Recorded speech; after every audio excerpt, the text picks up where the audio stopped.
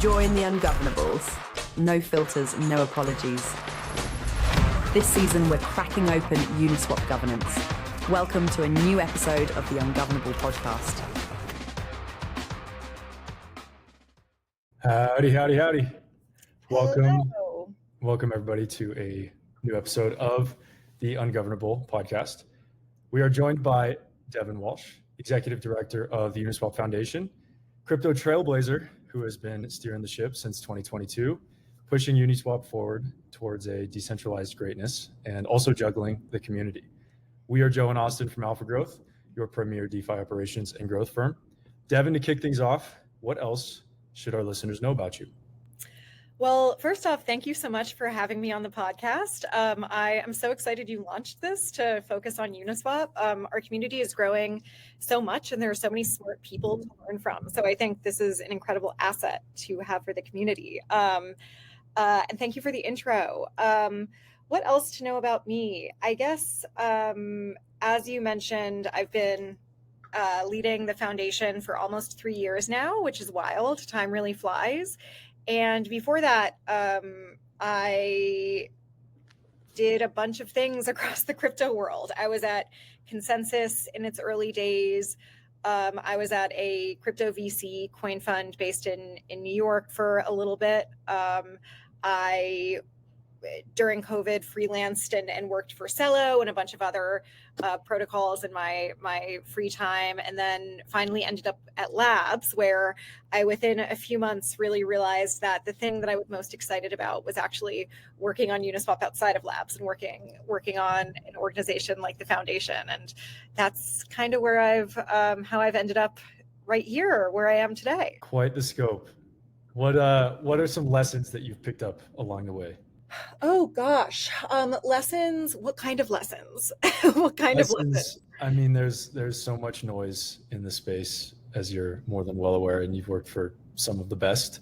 So what is your advice to builders and traders and investors in the space? For sure. I think people do say this on Twitter, and this isn't the most revolutionary thing to say, but I think really focus on, if you're here for short-term price action, like this maybe it will work out in the short term, but it's maybe not necessarily, you're in for a very volatile and emotional ride. I think I've now been through 3 or 4 bear to bull cycles, and the bear markets can be brutal, but at the end of the day, what I just continue to go back to are the reasons why I'm in the space and what gets me excited about DeFi and decentralized protocols and what they can do for the global financial system, what it can do for the internet more broadly, what it can do to democratize access and ownership of your digital footprint. And I think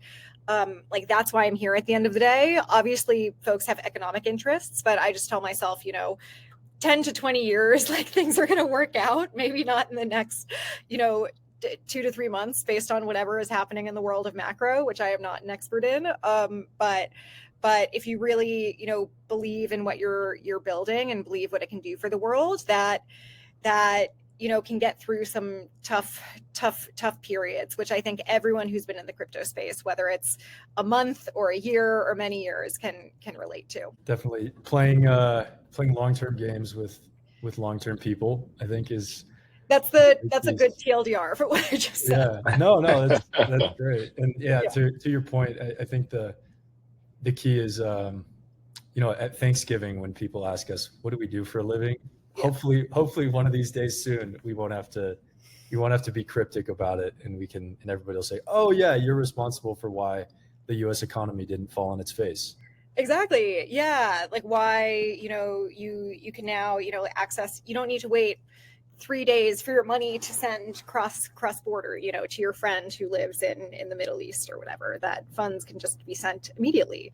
And everyone can have access to all of these different financial primitives, which today are only available to, the select few who have a New York Stock Exchange account. Right. Maybe, Right. Yeah. Democratizing wealth. It's a cool concept. All right. Your Twitter is pretty no nonsense. What would you say is one of the things today that's still nonsense to you about the industry that makes you roll your eyes? Oh gosh. In terms of nonsense, I feel like every bull cycle, there are still projects that I won't name names, but projects that pop out of the woodwork where it's kind of, like you have this crazy APY and there are like no apparent downsides. Like we've cracked a trilemma, like we've cracked the code and have, like solved, these trade-offs, which have, like promising like crazy APYs with no apparent downside. And then, you come to find on, maybe a bad day in the markets that, there were downsides. They were maybe just like obfuscated or not totally transparent. And I think by now, folks who have been in the space for a while know what to look for. They know to look for like what's off chain. They know to look for like code that's maybe, has not been open sourced. They know to look for, upgradable code or, key mechanisms, which are controlled by a multi-sig and which are maybe are not, advertised as being controlled by a multi-sig of core individuals. And so I think like those things, it still frustrates me to see those projects pop up, and they do well in a bull market, but whenever the bull market inevitably ends, people get rugged. And at the end of the day, like that's the thing that makes it look bad, makes things look bad for all of us. So I think those are the things which bum me out for sure. For sure. I think they always say if you don't know where the APY comes from, you are the APY. For sure. Yeah. At the end of the day. And, but it is frustrating, right? Like if we're making progress, playing the long game, I think these short-term pitfalls are make things a little bit more turbulent. So I'm kind of curious, with everything that you do, how do you keep your sanity? Like what are you doing outside of crypto to keep that sanity going? Gosh, I didn't know this would be a therapy session. So it's funny. So I actually about almost 2 years ago now, I actually moved to Los Angeles from New York in order to be closer to the beach and closer to hiking. Touch grass. And I think to literally touch grass more often.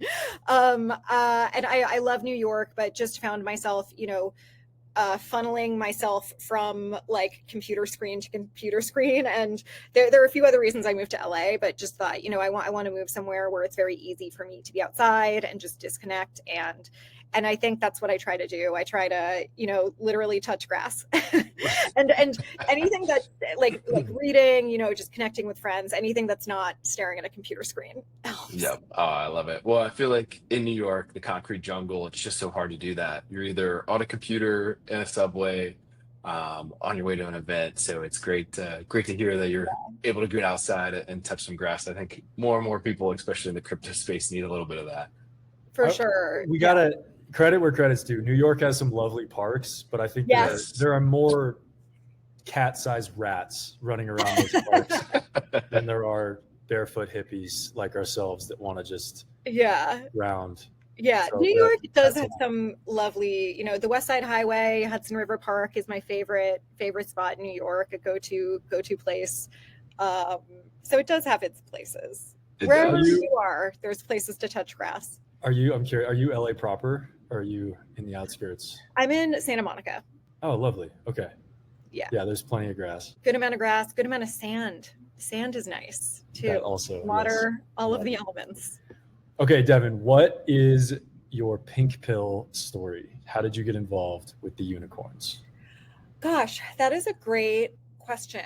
I was in crypto around when Uniswap launched. And I mean, I think my story is I think a familiar one. I got the Uniswap, I got the Uni airdrop. I remember, I think that was it was early-ish COVID. I think September 2020. I think it's still ingrained in my memory because it was hard times out there for all of us who were COVID quarantining, and I think it was pretty cool to be a part of that and just have all this money show up in your wallet for having used this decentralized tool. So I think that really stood out to me. I think the other thing that stands out in my mind is having a conversation with I won't name this person, but a friend of mine who worked at Uniswap in the early days about these socks. And I just remember saying to this person, $60 for socks. Like, do you think I'm crazy? Like, do you think I'm stupid? I am not going to spend $60 on socks. Lo and behold, like many things in crypto, that was an oversight on my, in my, from my perspective. But I think the culture and vibe and brand of building serious, hardcore technology, but not taking yourself too seriously is something I really love about Uniswap.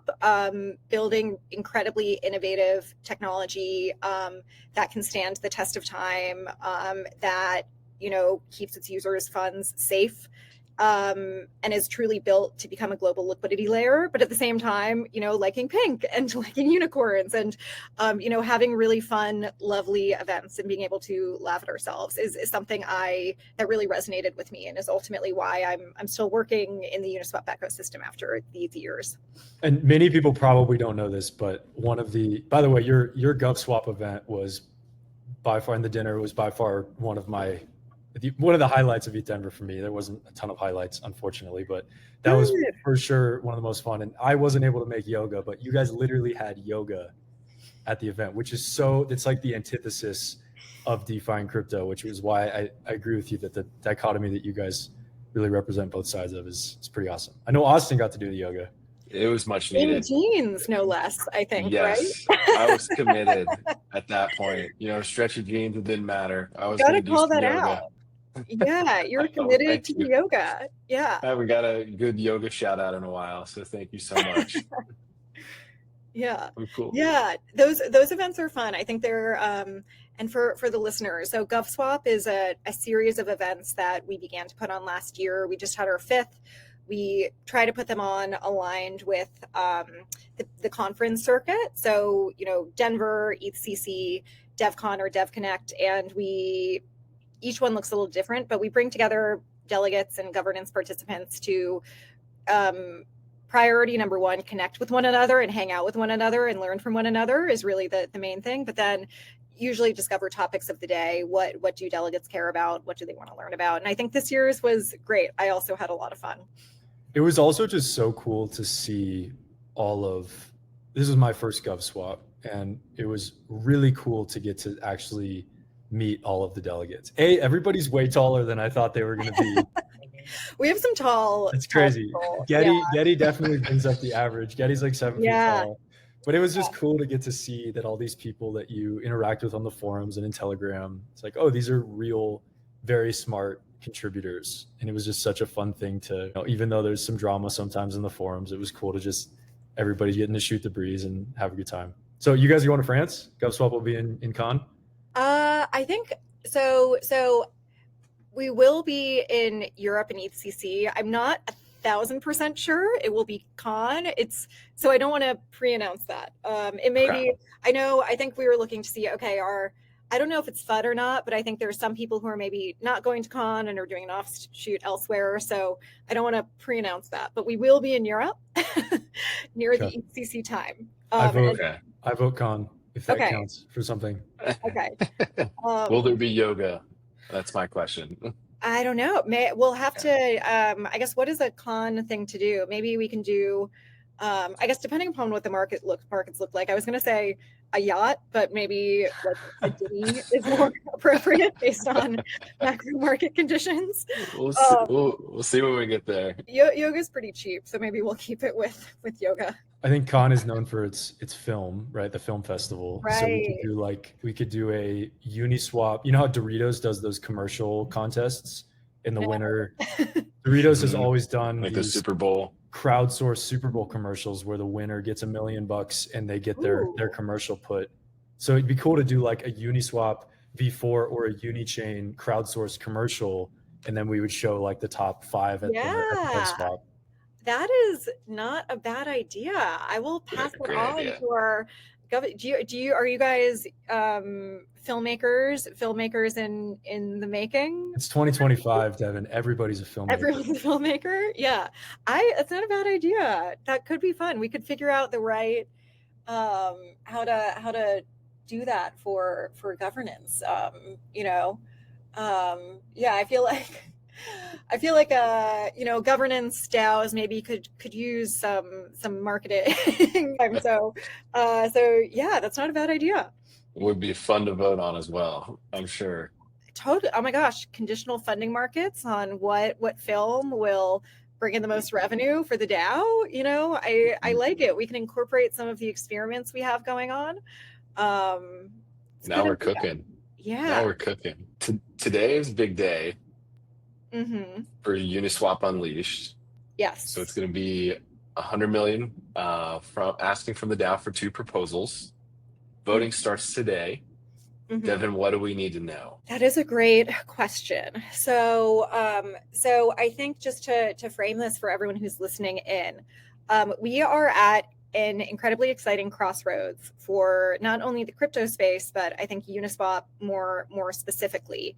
The things that get me really excited about the year ahead are not only the regulatory situation in the United States becoming, much less antagonistic primarily, but in addition to that, much more constructive in terms of how the government and various agencies can support or at a bare minimum not mitigate the growth and success and innovation of DeFi amongst many other industries within crypto in the coming years. And so we have that in the background amidst the launch and now growth of 2 DeFi developer platforms. So the launch of these platforms really could not come at a better time in my mind. You have Uniswap V4, which many folks listening in have probably heard of, but just, as a quick reminder, in addition to many different gas efficiencies you get from various enhancements which have been made to the code through the singleton ability to trade ETH proper rather than WETH, you also have hooks, which are a primitive which make DeFi developers a first-class citizen and allow much more innovation to happen natively on the protocol, which is incredibly exciting. And then you have Uni Chain, which is a chain which is being built for DeFi with enhancements made specifically to, increase speed, mitigate MEV, redistributing those back to the community through the UVN, and adding additional trust assumptions through the UVN and flash blocks. It is, I think, a perfect storm for a huge amount of growth and opportunity for Uniswap. And so we introduced this proposal, Uniswap Unleashed, bucketed into two different pieces that work backwards from what we think can be achieved for Uniswap this year. And some of the core KPIs that we're focused on achieving, some of the North Stars that we're thinking about have to do with growth. So growth of Uniswap market share, specifically, from this perspective of V4 just launching and ensuring that we're supporting all of the developers on the platform, really supporting and ensuring the hook developers who are building on the protocol are able to really flourish and grow. Like, one of the things I would like to see is the next, the next unicorn, the next DeFi unicorn being built on V4. And then, of course, we're also thinking about what we can do to empower governance, particularly in this new regulatory realm, how we can ensure Uniswap governance is set up to create and capture value for itself over the long term. That's a lot of words, but that's kind of like framing a lot of what's in our proposal, and I'm happy to dive into each of those pieces. Yeah, the first question is timeline-wise. What kind of timeline is this program going to have coverage for? For sure. So we are focused on the proposals are focused on the next 2 years. So one thing to call out about the Uniswap Foundation that is different from other foundations in this space. Many other foundations of L1s or other protocols are launched at the point of token creation and are endowed with a percentage of tokens upon the generation of that token. And so, we've looked, and it's usually between 15 and 50. That's 50% of a token goes to a foundation, and they just have, tens to hundreds of millions of dollars, in some cases $1 billion or more to work with over the course of many years.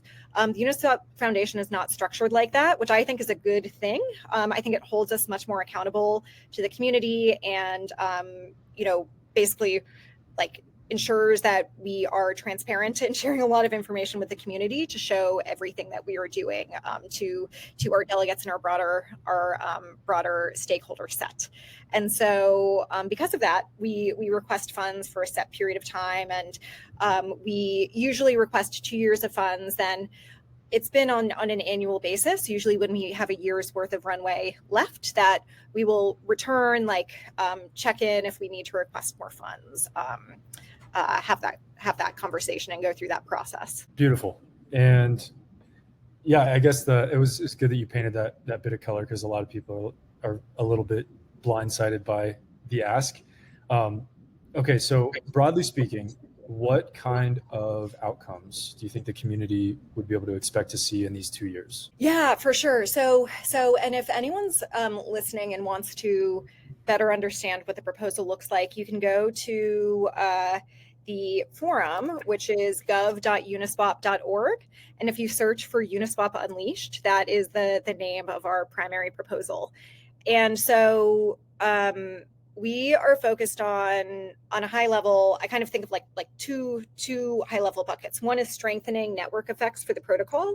It's not enough for V4 and Uni Chain to have the technical innovations built in that they do. We must support and kickstart the flywheel for growth for both of these platforms. And so kickstarting the flywheel and then strengthening growth over time through supporting developers is key. The other is supporting and empowering governance.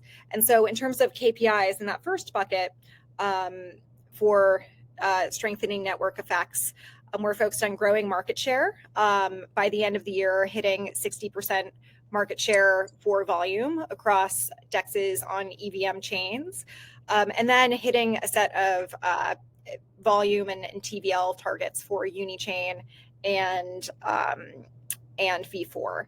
In addition to that, we're very focused on supporting, I say, the demand side of the equation. We're focused on supporting the supply side, so kickstarting liquidity in the form of liquidity incentives, which is a big part of proposal. On the other hand, we're focused on the demand side, so growing our developer community in the form of hook developers and other DeFi innovators to sustain demand for that liquidity over time, and to support organic growth into the future.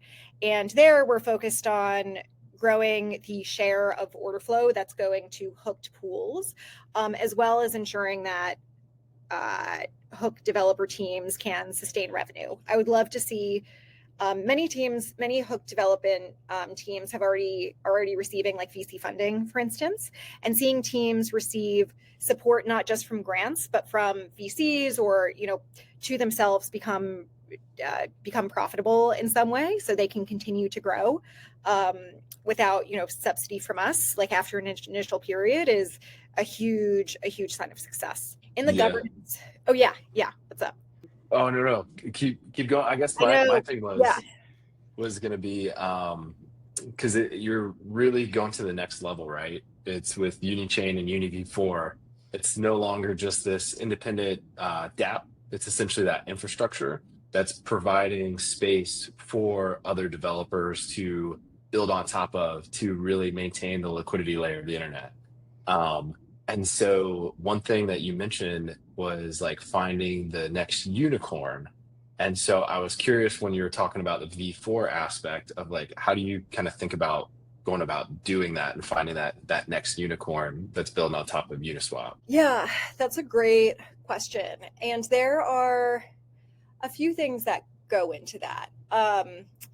And some of it is focused on building, we want to put in place infrastructure that supports, if my end goal is that a talented developer who wants to build the next big thing in DeFi, it should be the easiest decision in the world for them to come and do it on Uniswap.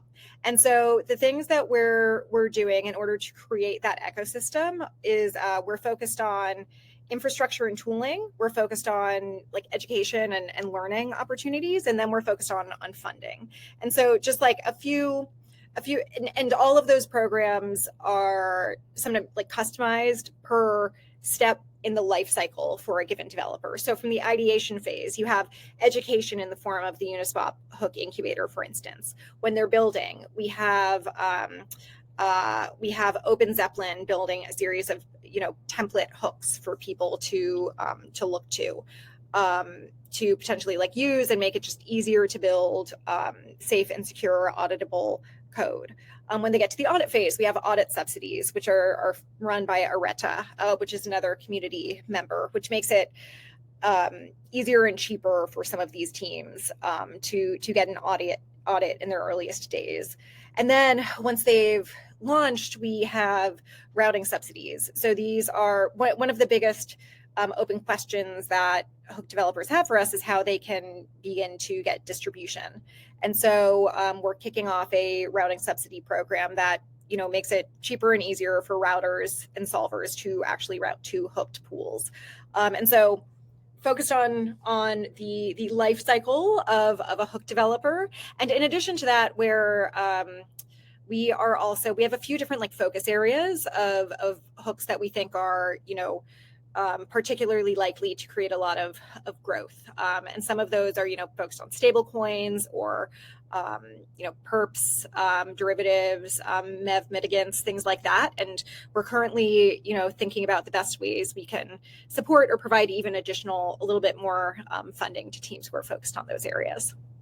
It sounds like a lot of support that the foundation is really bringing to different Hook developers, from the Hook incubator to I didn't know about the routing subsidy. That's very interesting. So great to see that, and excited to see more and more builders start to launch these V4 Hook projects. Me too. It's been great. It's been great. And we just over the last year or so, the amount of growth we've seen is very exciting. I think some of the numbers I'll just throw out are the Uniswap Hook Incubator last year ran 3 cohorts and saw about 450 people go through the programs. Many of those are either like running companies which have launched hooks. So Flaunch on Base learned how to build hooks through the Uniswap Hook Incubator. That's a great success story for them. There are many teams which are currently building, some of which have received audit subsidies from the Audit Subsidy Fund.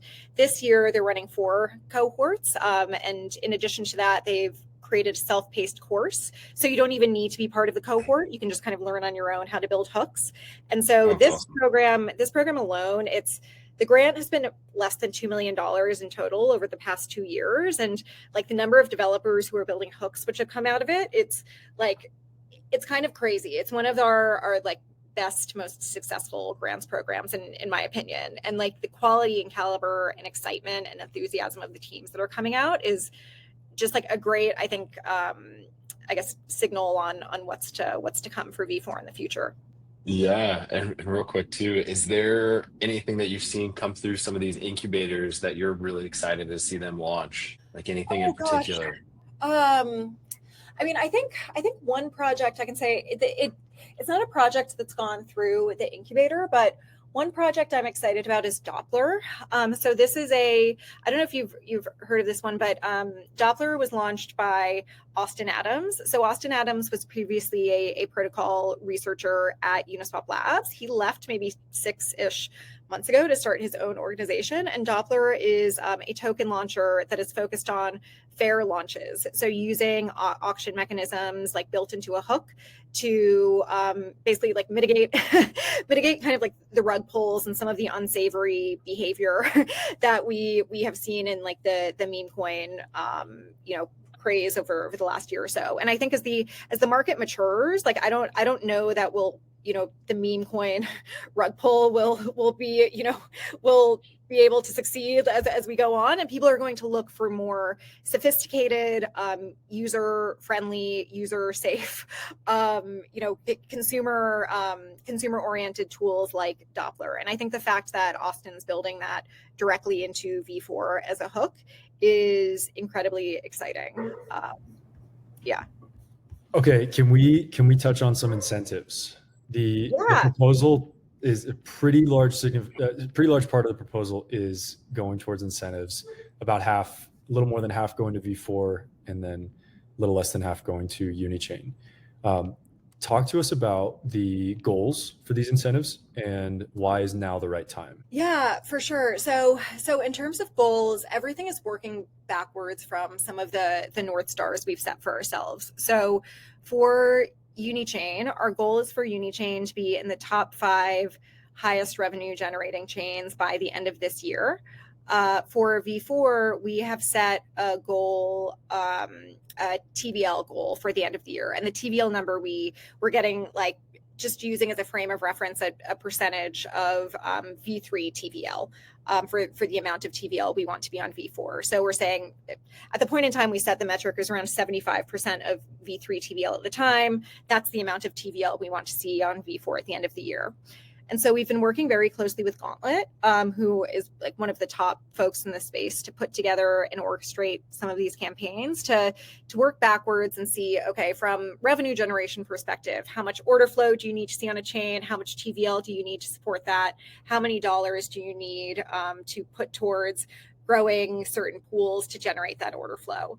From the V4 perspective, it's, same deal, but slightly fewer hops. It's, okay, how many dollars to spend to grow certain pools to reach a certain size to get the TVL that we want to see.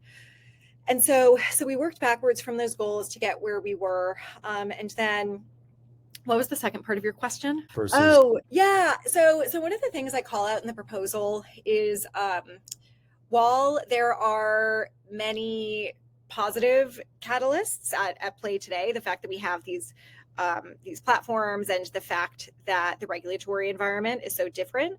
One of the things which has changed since the time Uniswap V3 launched, for instance, is the amount of competition for liquidity that exists in the space. When Uniswap V3 launched a few years ago, Uniswap was kind of the main DEX in town. And so there were a small set of liquidity incentives that were put in place. But in general, like that wasn't necessarily required to get things going. This time around, looking around the space, there are a number of there's a lot more competition for liquidity in the form of native token incentives, which are baked into a protocol and core to their functioning. So you have some protocols which are issuing up to $500 million worth of tokens per year to incentivize liquidity to their DEX. To other DEXs which are either their foundations or like DAOs which have voted to use upwards of $100 million to incentivize capital to a protocol. And so, like, given the fact that there is so much competition and there's so much money being spent by other protocols, our goal is not to rely upon continued liquidity incentives to grow, but to use these funds to kickstart growth and attract developers, then continue our support for the developer community and rely upon that as really the long-term growth engine. But developers are not, again, getting back to like, how do we make it as easy as possible for a developer to build on V4 or Uni Chain?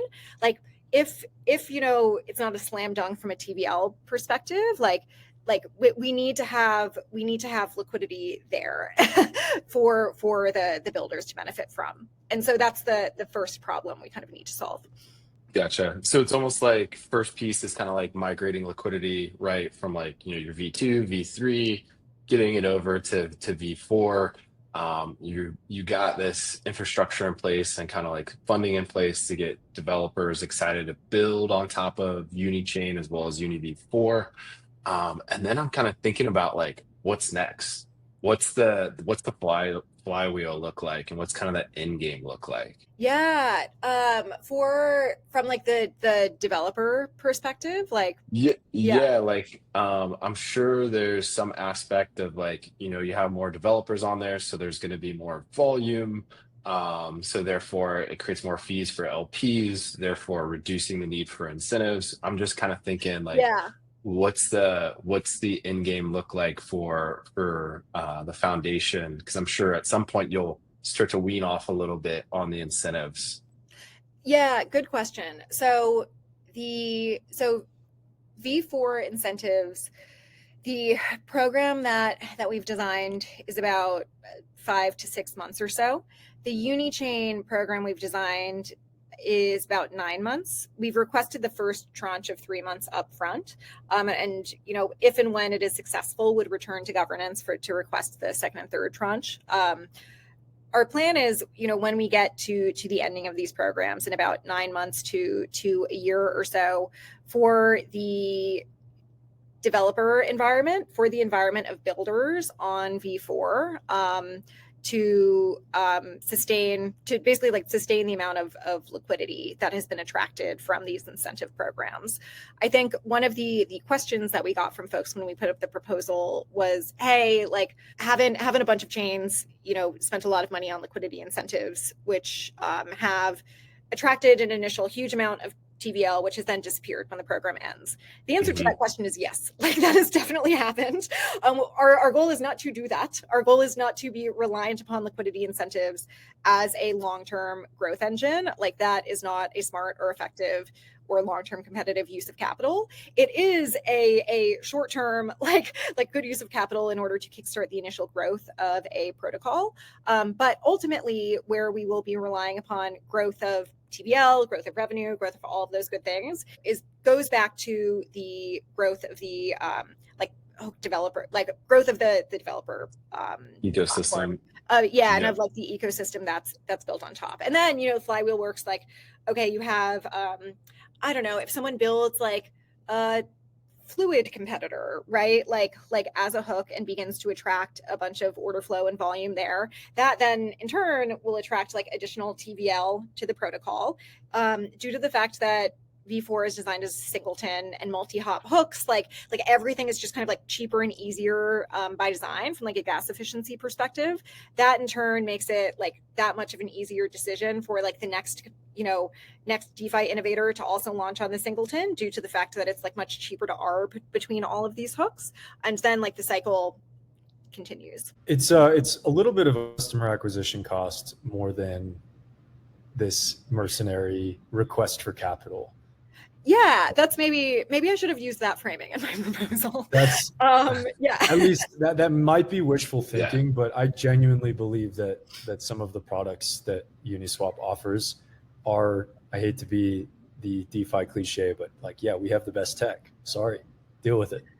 I think of the like what is the package that we are putting together for DeFi developers? And some of that is audit subsidies. Some of that is like learning and infrastructure and tooling. Some of that is like routing subsidies and support. But part of that is also liquidity, like liquidity that there must be TVL on the protocol for them to build and get an immediate benefit.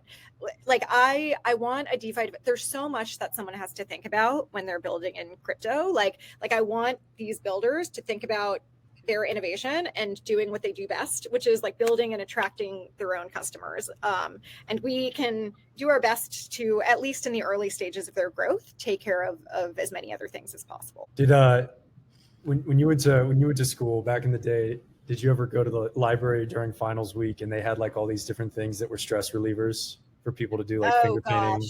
Yeah. Puppies. Bunnies. Puppies. Like bunnies, rabbits, my favorite memory is one day they had like 10,000 Legos on the ground, and there was just all the nerds, including myself, were just like great. Heads down building Legos. And that's the way that I look at the next generation of Uniswap, is that you guys took a gigantic bin of Legos, dumped it on the floor, and said, go nuts.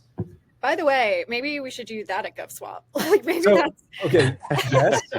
Yes, by 100%. But also, I had a crazy idea the other day. I was at the Lego store in some airport, and there's a lot of there are actually a lot of Lego sets that are like co-marketing partnerships with different things. And I know this would probably be more of a labs request, but how cool would it be to get a custom Uniswap Lego set on the market? Whoa. That way it could be just like I don't know what exactly it would be, but I think I like it. I feel like there have to be companies that do that. I'm all for unique swag. Let's maybe take this offline so no one takes this idea listening in. But I like that idea. I like that idea. Legos are a good, like, it's sometimes like a good, getting back to, what's a good stress reliever. Sometimes just doing puzzles or things with your hands is nice. So I like, maybe next time you walk into a GovSwap, there's going to be a bunch of pink Legos Yes, on the tables. I love it. And then I have a question around, this is kind of like it might be a stupid question. And if you don't want to answer it, that's okay. I won't hold it against you. But the timing of this proposal was pretty lined up with the new administration in the free world. Do you think you guys would have still done this proposal had the administration been different? No, I think that's a good question. I mean, and I think it would have looked different. I think I probably can't get into like the specific details of what, but for sure, like everything everyone does in the crypto space, you have to take into account the risk profile of what you're doing, the risk profile to yourself. In my case, we also think about what risks could be introduced to delegates, to builders, to like all stakeholders within the Uniswap ecosystem. And I think it really is just like a fact that the risk profile of another administration maybe risks would not have been mitigated, and the overhead of things that of worst case scenarios you need to think about has definitely shrunk a bit, which opens up what we're able to aspire to achieve in the coming months. Yeah, I feel like there's a whole lot of opportunities. I know you kind of mentioned in the beginning too about creating value for like uni holders. You touched on it just a little bit, like with the UVN aspect, and I would love to dive in a little bit more about how the foundation's kind of thinking long term, how to create value for uni holders. Yeah, so can't necessarily talk through token, but what I can talk about and what we talk about in our proposal is how we're planning to activate revenue. So when we talk about that, there is a fee switch built into the protocol that programs like where and what protocol revenue can do. And then for Uni Chain, there is UVN, the Uniswap Validator Network, which is on the roadmap to come in the coming months. And 65% of net sequencer revenue is being set aside for the community, at first to support growth of Uni Chain, and then when UVN launches, those fees will go towards compensating validators and stakers to the network. And so one of the things we're excited about this year are we have a roadmap towards potentially, revisiting the Uni Staker proposal that we put forward last year that explores utilizing protocol revenue to incentivize and compensate folks for delegation. And for UVN, these aren't like mutually exclusive forms of revenue. Someone may be able to, stake to delegate, and in turn receive a portion of those fees, and at the same time, have that stake go towards providing, additional trust to Uni Chain. And I think that is very exciting because those are both services which serve to either, strengthen components of the Uniswap ecosystem as a whole. I think that from a sustainability perspective, I'll jump over a bunch of things that would have to be done in the middle of this, but from Uniswap DAO's perspective, it's possible the DAO could potentially explore participating in either of those things. Participating in the validator network potentially to generate revenue to fund future growth efforts, and I think those are all things that we're very excited about supporting. Okay, on a slightly separate note, but still around the token. Some say that a $100 million program is technically going to equate to $100 million of sell pressure for Uni. So is there a universe in which you guys would consider borrowing against the Uni token in order to pay for CapEx? I think that's a very good question. We've gotten that from many folks, and we think through that. We take that very seriously internally as well. And what I can say is we're working with, we have 3 different providers who we're working with, one kind of like running point, and then 2 who are backups who will kind of like check the advice that we're getting with to make sure we really are, pursuing the best path on our behalf, but also on behalf of those who are entrusting us with these funds. And I'll say there are like 3 considerations we take into account when we think about treasury management and like liquidation to the extent that's something we need to do. 1 is obviously funding operations. 2 is minimizing our impact on the market. And 3 is showing our alignment with the Uniswap community. That is something we feel that we have and want to show that we have, and I want to increase to the extent that we are increasing that economically. And so one of the things we put in our proposal that folks may not have seen is that for the first 3 to 6 months, we're actually, for the grants and operational funds, we are not going to do anything with about 50% of the funds that we're requesting. So about $60 million of Uni, we're holding in Uni for the next 3 to 6 months. And then with an advisor, we're exploring some ways to fund our operational costs while minimizing our market impact. And I can't get into the details of that. I think that could negatively impact our ability to actually achieve our goals, but those are things that we're working with really smart people to achieve. Yeah, that's great to hear, and of course, not all of these opinions are my own. I'm kind of just acting in some cases as a proxy from some of the conversations I've had with delegates and the concerns.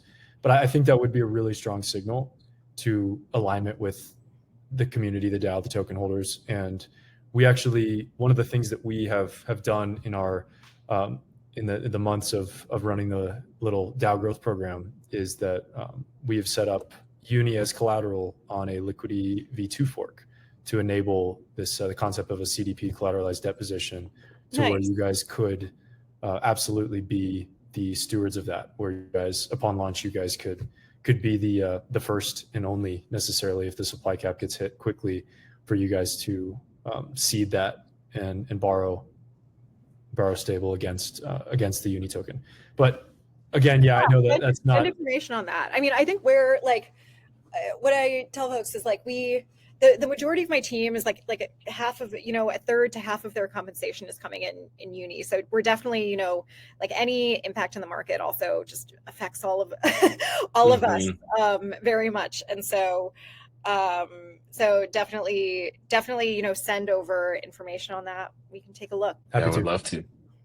I guess one thing Devin, I know there's a couple additions to the proposal about how the foundation is going to be working with like the UAC. Would you mind just like going through that and kind of highlighting some quick points on those few additions there? Yeah, thank you for asking about that.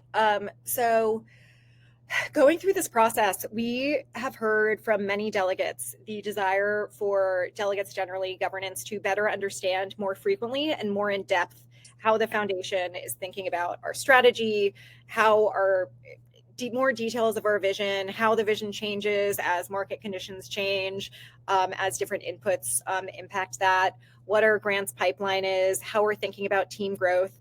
And I think that's a great idea. Like, I'm all in support of that. And so earlier today, we actually had the foundation, a few of us from the foundation actually had our first meeting with a few folks from the Uniswap Accountability Committee. So this is a group of 5 or 6 individuals who have been elected by the DAO to, hold stakeholders accountable, hold folks accountable to do what they have said they will do when making a proposal to the DAO. And so they, I think, are a fantastic group to, basically own for the DAO the creation of a process and a set of individuals. It likely won't be the UAC themselves, but they'll be the ones to design the process by which individuals from the community will go deeper with the foundation on a more regular basis.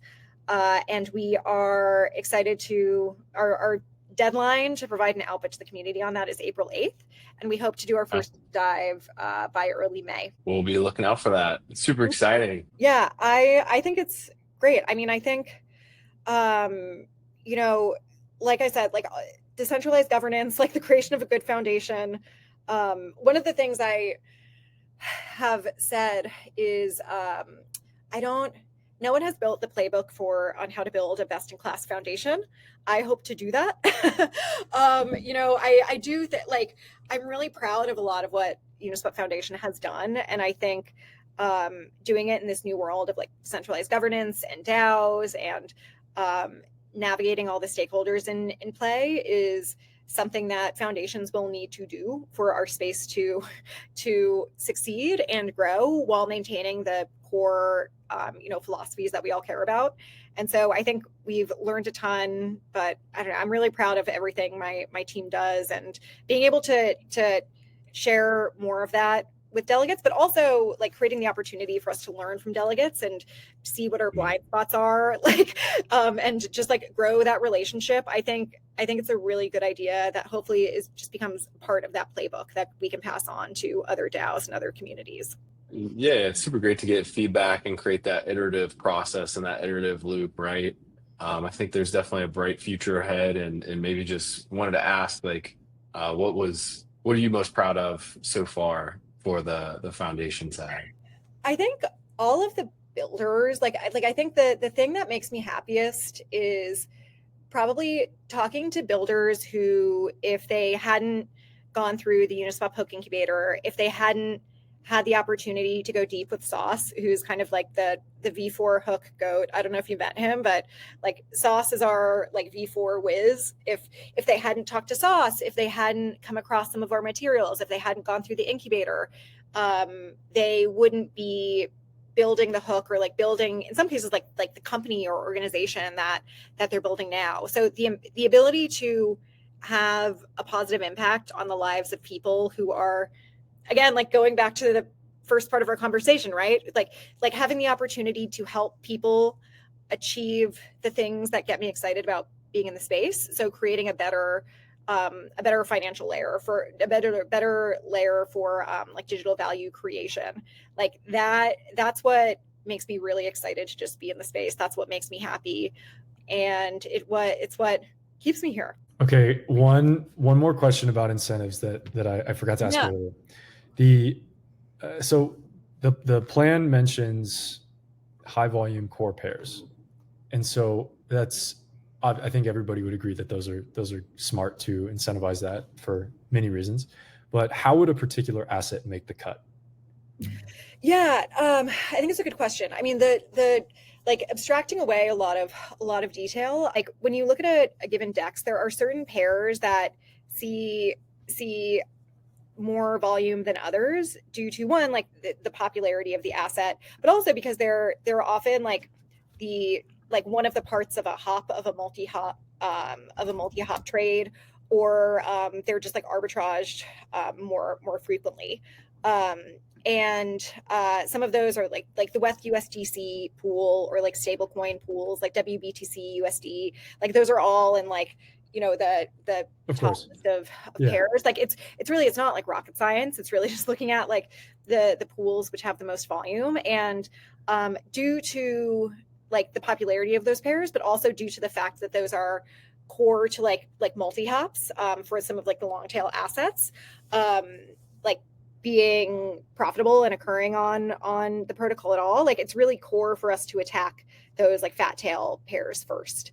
And so you'll see as Gauntlet kicks off some of their work on Uni Chain, and then like V4 on some of the chains that we're focused on, really like the first at least like month or two is pretty exclusively focused on those fat tail pairs. But over time, what I'll also say is, getting back to like creating the best platform and offering for our DeFi developers, like over time and pretty soon after that, we're beginning to look at, okay, like hooked pools for that WETH USDC hooked pools for some of the, for an LP focused hook team, like focusing on those for some like other like long tail assets we'll begin to focus on. And the exact details, like to be quite honest, we have the framework, but like the market conditions at the time, the number of hooks which are launched at the time will change that. So like the final list will come like when we're closer to the launch date. But Yeah. Does that answer the question?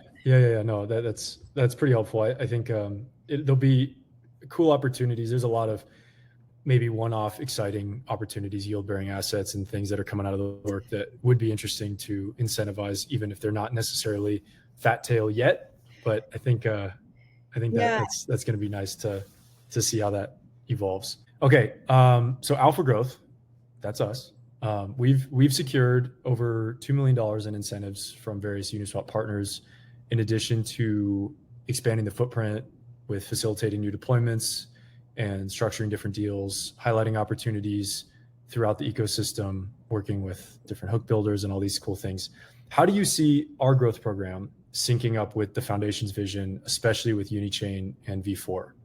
That's a great question. I think one of the things I love about Uniswap is there are so many like talented teams who are all, working on just growing and supporting Uniswap in general. And I think I love what you guys do so many things that are complementary and like supportive of a lot of our programs. So the fact that you've had, many folks in the ecosystem on this podcast, you've been able to highlight them is fantastic. I think our teams are already like us and you guys are like in the loop on some of the programs. Some of like the funding programs we have, like the Uniswap Hook Incubator, like one of the things that we're thinking about as the Hook Incubator teams evolve and mature is how to ensure all of their funding needs are met, like go-to-market needs are met. And I think with the different like areas of expertise and your guys like network that you bring to the table, like it's possible, the foundation, again, to your point, we're asking for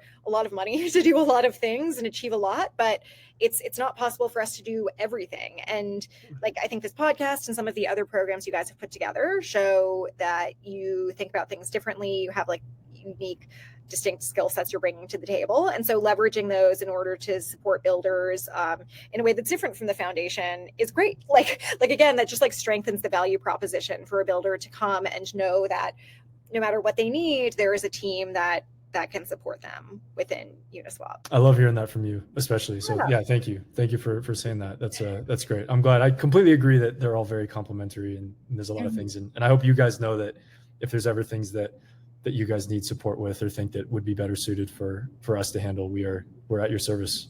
Yeah, we're stewards of the entire ecosystem. Yeah, for sure. You guys do such great work, and I'm so happy you're at GovSwap. I'm excited to see you in con. There we go. With Legos. If you can take some credit for that if you walk in and see some Legos. No credit needed. I just want to be able to play with them. I don't want to talk to anybody. I just want to play with Legos for 8 hours. That sounds okay. If you had total control, 41 million Uni tokens are delegated to Devin Walsh, what do you do? Well, I guess I'll say I to be clear, I do not want that. Is anyone listening? I do not want that. That is not a goal of the foundation. I don't know. I mean, I think that I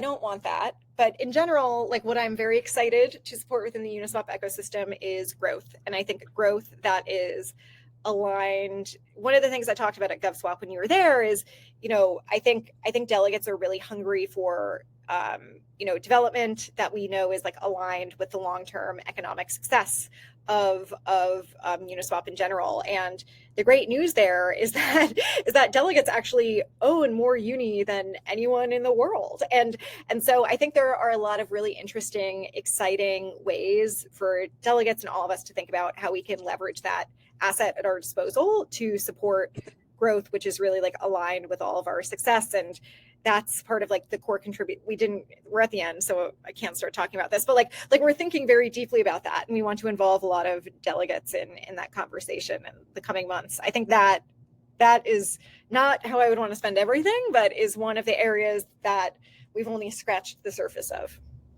Yeah, I love it. I guess 2 questions before we wrap up. Mm-hmm. So one is, if you have I need to figure out how to turn that off.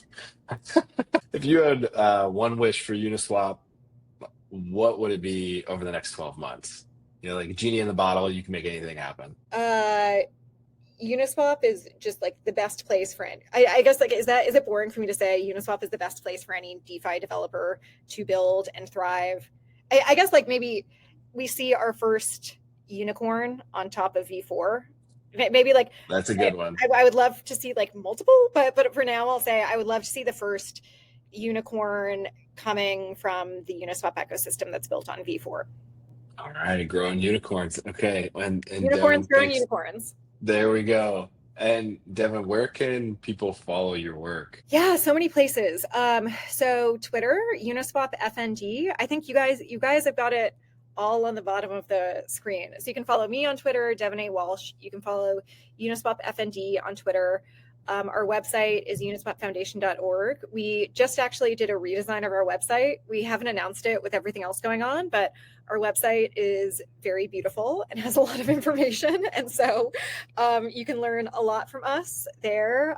And if you go to uniswapfoundation.org/impact, in January, we published our 2024 impact report, which is the first of its kind that we put together. It's like a 20-page, very beautiful PDF that talks about all of the grants that we've made over the last year, the status, like what has been achieved by those grants. And I think talking about like the professionalization of foundations and how to make a best-in-class foundation, like that's one thing that I think we're the first to kind of do, at least at the level of detail we've done it.